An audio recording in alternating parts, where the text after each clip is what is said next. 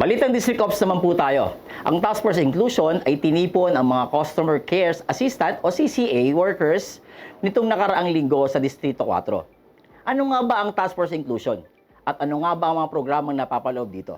Para sagutin yan, makakasama po natin si Ginoong Joven Guerrero, ang team leader ng Task Force Inclusion. Sir, magandang araw po. Sir Joven. Yes, magandang araw din, Guard. Yan, salamat po sa pagpapaunlak sa aming interview ngayon.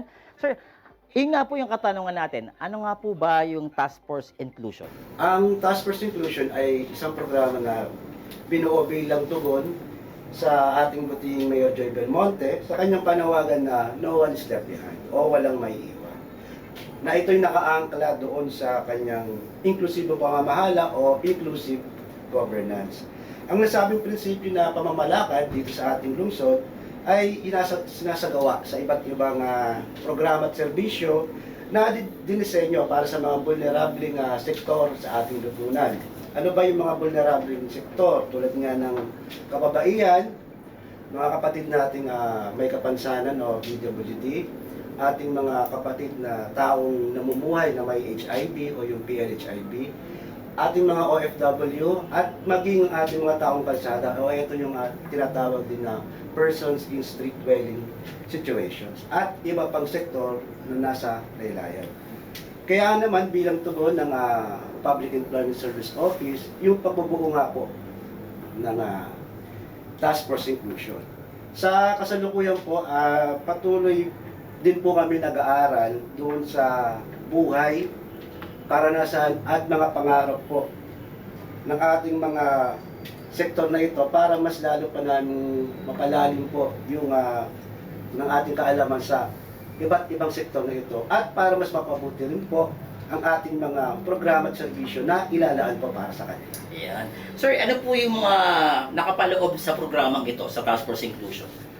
Sa kasalukuyan, patuloy po namin na isinasaayos pa yung posibleng programa at serbisyo na maaaring nakapaloob sa Task Force Inclusion. Bukod po sa kadalasang serbisyo na sinasagawa po ng Quezon City PESO tulad ng job facilitation, livelihood o kabuhayan at skills training, binubuo rin na mas lalo pang palawakin ang ating programa at serbisyo sa iba't ibang forma natutugon sa mga pangangailangan ng ating mga nasabing sektor.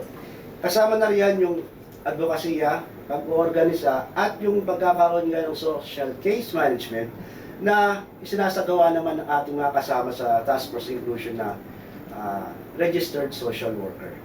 Ayan. Sir, yung binanggit po natin kanina ng CCA, ano po ba yun? At paano natin sila na-identify? At paano nyo po sila na convincing i-organize? Yung CCA, ang ibig sabihin niyan, mas kilala kasi yan sa tawag na GRO. Ito yung Guest Relation Officer. So sila yung mga nagkatrabaho sa mga clubs.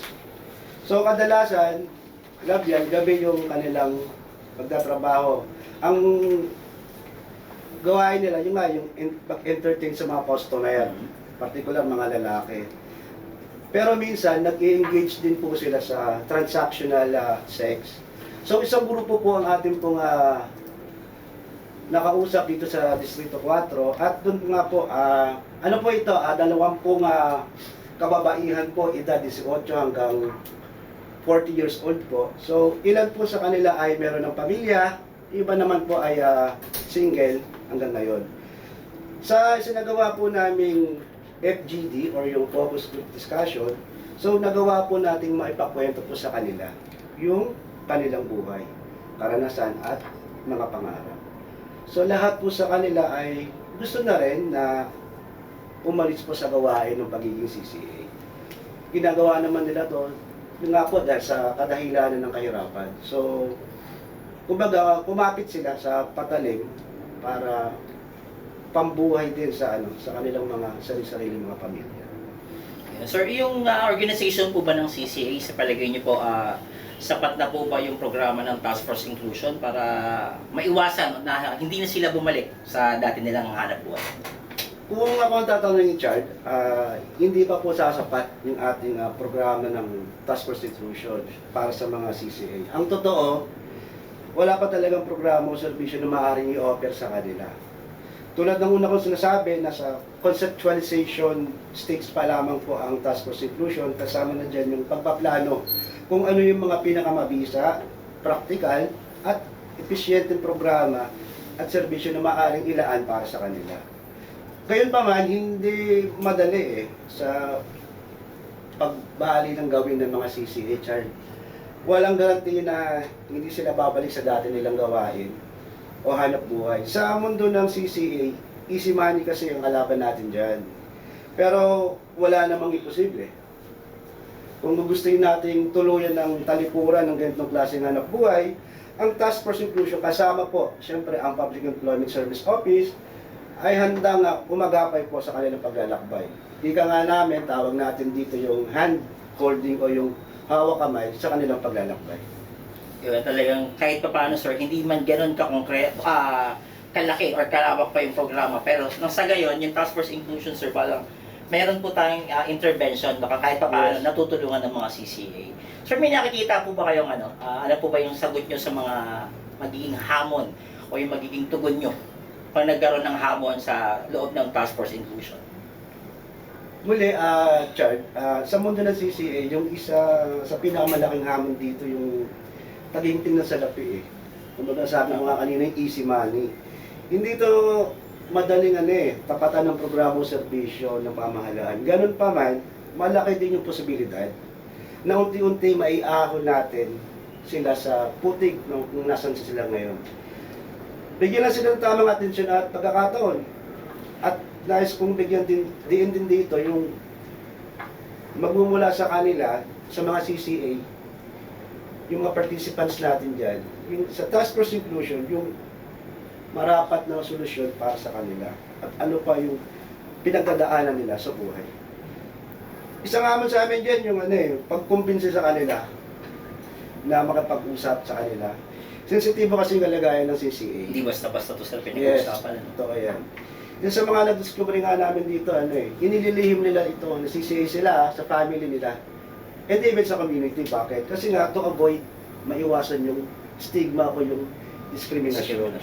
Kaya naman itong sektor na ito ay nangailangan ng iba yung ingat at pagpapahalaga sa pakikipag-usap, pakikisalamuha sa kanila. So, bilang tugon sa hamon din na ito, inihanda rin ng Task Force Inclusion yung mga sarili namin bago sila harapin. Nagkaroon kami ng mga series ng mga orientations, capacity building, awareness, upang kami matuto rin at maging handa rin pagharap sa kanila, sa mga CCA. Doon pa lang sir sa pag-identify ng bawat isang CCA sir. Yun na sa inyo sir. Challenge na yun, hamon na po sa inyo yun sir, no? Kasi paano mo sila i-approach, paano mo sila palulutangin, o paano sila aamin sa sarili nilang ginagawa, no? Talagang yun pa lang sir, napakahirap na trabaho ng Task Force Inclusion. Sir, yung sa inyo pong palagay bilang isang hepe ng Task Force Inclusion or team leader ng Task Force, masasabi niyo po ba na malalawak po ba ito or dadami pa po ba yung kanilang yung mga lilihis sa kanilang dating hanap buhay dahil po dito pag sila po ay pumaloob sa inyong napakagandang layunin ng inyong task force or programa? Walang guarantee na sila itatalikod sa dati nilang hanap buhay o dati nilang gawin. Pero pag napabilang sila dito sa ating Task Force Inclusion, maging partner sila ng Task Force Inclusion, yung programa at serbisyo ay para sa kanila, palagay ko ay nasa kanila yun sa CCA yan. Kung gugustuhin nila ng bagong buhay, nakadepende rin sa desisyon at pagpapasya nila. Tama, sir.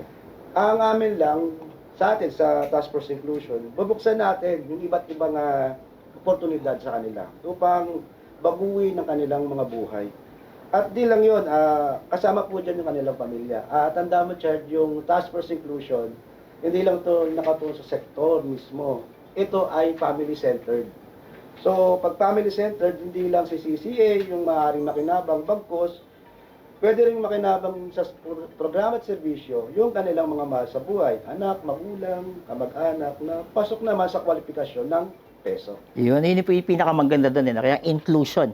So, wala pong maiiwan, ano? Yes, Bilang panghuli sir, meron po ba kayong mensahe dun sa ating mga sa iba, sa katulad sa CCA o i-generalize na lang natin, meron po ba kayong ibang mensahe para sa ating Q-citizen? Para diyan po sa pamamagitan po ng inyong task force. Sige, salamat. Yung nais ko lang iwanan yung message na ito dun sa ating mga Q-citizens na nakikinig, nakasubaybay sa ating munting programa, no? Unang-una po, nagpapasalamat po ako sa atensyon, suporta at siyempre po yung oras po na kayo po ay nanood, nakinig po sa aming programa.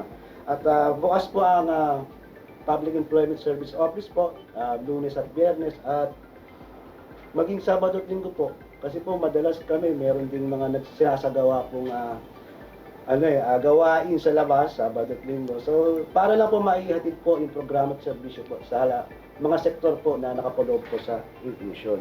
Tapos pangalawa po, syempre, pag-uusapan po namin yung aming Task Force Inclusion sa pagkakaroon po ng konkretong programa at serbisyo po para po mas lalo pong maabot pa yung mga nasa laylayan nga po ng ating lipunan. So, handa po kami na makinig po, suggestions, hinaing, komentaryo para po sa ikabubuti pa ng inclusion. At panghuli po, nais ko pong idiin po dito po sa Lungsod Quezon, lahat po ay kasama, wala pong maiiwan. So, 10 po ng mga kawani at lingkod bayan po ng Quezon City Public Employment Service Office, ng Task Force Inclusion, sa pangunguna po ng aming butihing PESO Manager, Roelio Reyes, at ng ating local government sa pamumuno po ng ating butihing Mayor, Joy Sir, Belmonte. siyempre. Maraming salamat po at mabuhay po tayong lahat. Thank you, Chair. Yan, sir. Bago ka namin pakawalan, batiin nyo naman yung mga kasama nyo, sir, sa Task Force Inclusion. Batiin po natin. Pwede kayo mag-shoutout, sir. Pwede. Pwede. Shoutout po Pwede.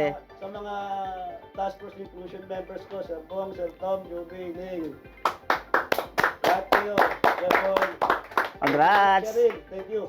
Lahat kayo. Axel. Salamat. Chard. Thank you very much, sir. Yan, maraming salamat, Sir Javed. Binigyan nyo kami ng oras. Opo. Dahil alam namin na napaka-busy nyo po, no? Kahit ngayon po, meron nga po kayong kasunod na na meeting pa.